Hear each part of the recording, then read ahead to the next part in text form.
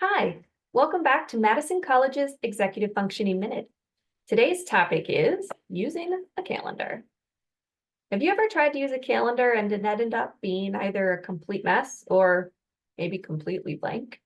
Yeah, me too. It takes practice, but I believe that you can make it work.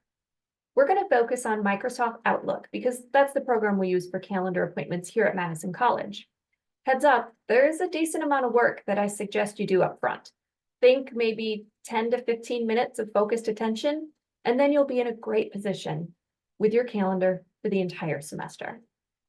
The first step is to enter all of your classes in Outlook. Why? So when you make an appointment during the semester, you don't accidentally book something when you're supposed to be in class. So to do this, find your class schedule in your My Madison College student portal, just for reference. Then you're going to open up Outlook and click on New Appointment. Give it your class title and select the time frame and click this Make Recurring option. For classes, it's easiest to select the pattern of weekly and check the box for each day of the week your class is held. Then select an end by date that it's the end of term. And one last tip before you hit save, use this categorize option and give your class a color that makes sense in your brain. You can either use the same color for all classes, or you can select a different color for each class that you're taking.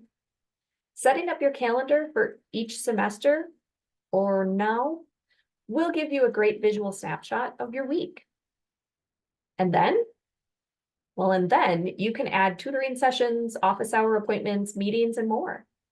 I also highly suggest you plan time to reward yourself with some of the activities that you like to do. Our brains like to know that we have dedicated time to rest and play video games. Take the dog for a walk, do yoga, or chill with friends, The last tip I have for you for using calendars is to set a reminder for when tests, homework, papers, and projects are due.